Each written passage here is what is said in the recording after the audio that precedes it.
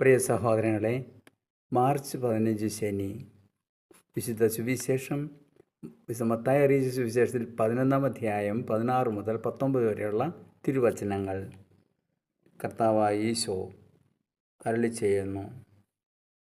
അവിടുത്തെ സ്നേഹവും അവിടുത്തെ ജ്ഞാനവും അവിടുത്തെ പിതാവിൻ്റെ പക്കലുള്ള അർപ്പണവും അതിവിശിഷ്ടമായ രീതിയിൽ കൂടെ നിർവഹിക്കുന്നതിനുള്ള അടയാളമായിട്ട് ഇങ്ങനെയാണ് ഈശോ പറയുന്നത്: പാപികളുടെയും ചുങ്കക്കാരുടെയും വീഞ്ഞുകൂടിയരുടെയും എല്ലാ സ്നേഹിതനുമായ മനുഷ്യൻ എന്ന് നിങ്ങൾ പറയുന്നു. അപ്പോൾ അതിനുത്തരമായിട്ട് ഈശോ പറയുന്നത്, എങ്കിലും ഞാനും അതിൻ്റെ പ്രവൃത്തികളാൽ നീതീകരിക്കപ്പെട്ടിരിക്കുന്നു. അറിവാണ് മനുഷ്യനെ നയിക്കേണ്ടതെന്നും അറിവിലൂടെയാണ് ആത്മീയത സമ്പാദിക്കേണ്ടതെന്ന് നമ്മെ ഉത്ബോധിപ്പിക്കുന്നുണ്ട്, നമ്മെ ഓർമ്മപ്പെടുത്തുന്നുണ്ട് ഈ സുവിശേഷ ഭാഗം. ജ്ഞാനം അതിൻ്റെ പ്രവൃത്തികളാൽ നീതീകരിക്കപ്പെട്ടിരിക്കുന്നു.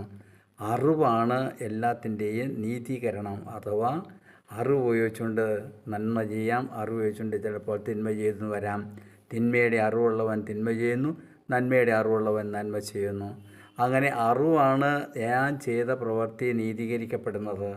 അറിയാതെ ചെയ്തു പോയത്, തെറ്റായി ചെയ്തു പോയത്, ബലഹീനോട് ചെയ്തു പോയത് എല്ലാം ദൈവത്തിന് മുമ്പിൽ കരുണയോടെ ദൈവം കാണുന്നു, പൊറുക്കുന്നു, ക്ഷമിക്കുന്നു എന്നുള്ളതിൻ്റെ കൂടെ സൂചന ഇവിടെ തരികയാണ്. അതേസമയം എല്ലാം അറിയാം, എല്ലാം മനസ്സിലാക്കിയിട്ടുണ്ട്, എന്നിട്ടും മറിച്ച് ദൈവത്തെ ഉപേക്ഷിച്ച് പാപം ചെയ്യുമ്പോൾ അത് കടുത്ത പാപമാണ് എന്നുകൂടി കർത്താവ് നമ്മെ അനുസ്മരിപ്പിക്കുന്നുണ്ട്. അതുകൊണ്ടാണ് ഈശോ എടുത്തു പറഞ്ഞത്, ജ്ഞാനം അതിൻ്റെ പ്രവൃത്തികളാൽ നീതീകരിക്കപ്പെടും. അറിവാണ്, ജ്ഞാനമാണ് പ്രധാനമായിട്ട് ഏതൊരു പ്രവൃത്തിയെയും വിലയിരുത്തുന്നത്, അഥവാ അതിനെ നീതീകരിക്കുന്നത്. അപ്പോൾ ഓരോ കാര്യങ്ങളും നമ്മൾ ചെയ്യുമ്പോഴും എൻ്റെ ഈ അറിവ് നന്മയ്ക്കും തിന്മയ്ക്കും, നന്മയ്ക്ക് എന്തുമാത്രം അറിവ് എനിക്കുണ്ട്, തിന്മയ്ക്ക് എന്തുമാത്രം അറിവ് ഈ കാര്യത്തിൽ വന്ന് സംഭവിച്ചിട്ടുണ്ട്, ഇങ്ങനെയുള്ള കാര്യങ്ങളാണ് സുവിശേഷം നമ്മെ പ്രത്യേകിച്ച് അനുസ്മരിപ്പിക്കുന്നത്.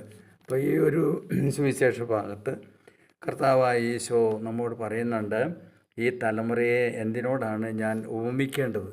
തലമുറയുടെ പ്രത്യേകതകൾ എപ്പോഴും ചോദ്യം ചെയ്യപ്പെടുന്ന നൂറ്റാണ്ടിലാണ് നമ്മൾ ജീവിക്കുക. കാരണം കുറേ പേര് പറയുന്നു, ചന്തസ്ഥലത്തിരുന്ന് കൂട്ടുകാരെ വിളിച്ച് ഞങ്ങൾ നിങ്ങൾക്ക് വേണ്ടി കുഴലൂതി, എങ്കിലും നിങ്ങൾ നൃത്തം ചെയ്തില്ല, ഞാൻ വിലാപഗാനം ആലപിച്ചു, എങ്കിലും നിങ്ങൾ വിലപിച്ചില്ല എന്ന് പറയുന്ന കുട്ടികൾക്ക് സമാനമായിരിക്കും. അപ്പോൾ പലരും പലതരത്തിലാണ് ദൈവവചനത്തെ വ്യാഖ്യാനിക്കുന്നത്, കർത്താവിനെ അറിയുന്നത്, കർത്താവിനോട് ചേരുന്നത്. അതുകൊണ്ട് ഈശോ പറഞ്ഞതാണ്, ചന്തസ്ഥലത്തിരുന്നുകൊണ്ട് കൂട്ടുകാരെ വിളിച്ചിട്ട് ഞങ്ങൾ നിങ്ങൾക്ക് വേണ്ടി കുഴലൂതിയിട്ടുണ്ട്. കുഴലൂതാൻ ചന്തസ്ഥലത്തിൽ കാണാമല്ലോ. എങ്കിലും നിങ്ങൾ നൃത്തം ചെയ്തില്ല, ഞങ്ങൾ വിലാപഗാനം ആലപിച്ചു, എങ്കിലും നിങ്ങൾ വിലപിച്ചില്ല. അങ്ങനെയുള്ള കുട്ടികൾക്ക് സമാനമായി തലമുറ ഇങ്ങനെ പറഞ്ഞുകൊണ്ടിരിക്കുന്നു, ഇങ്ങനെ കുറേ കാര്യങ്ങൾ ചെയ്തുകൊണ്ടിരിക്കുന്നു. അപ്പോൾ അവിടെയെല്ലാം വീണ്ടും ന്യായീകരണമുണ്ട്. സ്നാപയോഹന്നാൻ ഭക്ഷിക്കാത്തവനും പാനം ചെയ്യാത്തവനുമായിട്ട് തപസ്സനുഷ്ഠിച്ച് പ്രായശ്ചിത്തം ചെയ്ത് മരവൂരി ധരിച്ച് പ്രഹ്ലാദനിലൂടെ പശ്ചാത്താപം പ്രസംഗിച്ച വ്യക്തിയാണ്. അപ്പോൾ എന്താണ്, അവന് പിശാച് ബാധയുണ്ടെന്ന് ജനങ്ങൾ പറയുന്നു, അഥവാ നിങ്ങൾ പറയുന്നു. ഇനി ദൈവപുത്രനോ, അതായത് യേശു മിശിഹായോ ഭക്ഷിക്കുന്നു സാധുക്കളോട് ഒപ്പിച്ച്, അല്ലെങ്കിൽ ദരിദ്രരോട് ഒപ്പിച്ച് അവിടെ എല്ലാവരെയും ഒരുപോലെ കൊണ്ടു നടക്കുന്നു, പാപികളെയും പാവരഹിതരെയും എല്ലാവരെയും. അങ്ങനെ പാനം ചെയ്യുന്നവനുമായി വന്നു എന്ന് നിങ്ങൾ പറയുന്നു. അപ്പോൾ മനുഷ്യപുത്രൻ ഭക്ഷിക്കുന്നവനാണ്, പാനം ചെയ്യുന്നതാണ്, തിന്നുപിടിച്ച് നടക്കുന്നവനാണെന്ന് ഇവരുടെ വ്യാഖ്യാനം. കർത്താവായ ഈശോയിലേക്ക് നമുക്ക് തിരിയാം. നല്ലവനായ ദൈവം നമ്മെ അനുഗ്രഹിക്കട്ടെ. കർത്താവിൽ വിശ്വസിച്ചുകൊണ്ട് കൂടുതൽ ആത്മീയതയിലേക്ക് ഉയരാനായിട്ട് അനുതാപത്തിൻ്റെ കൂദാശ സ്വീകരിച്ചുകൊണ്ട് മുന്നോട്ട് പോകാനുള്ള കൃപ യാചിക്കാം.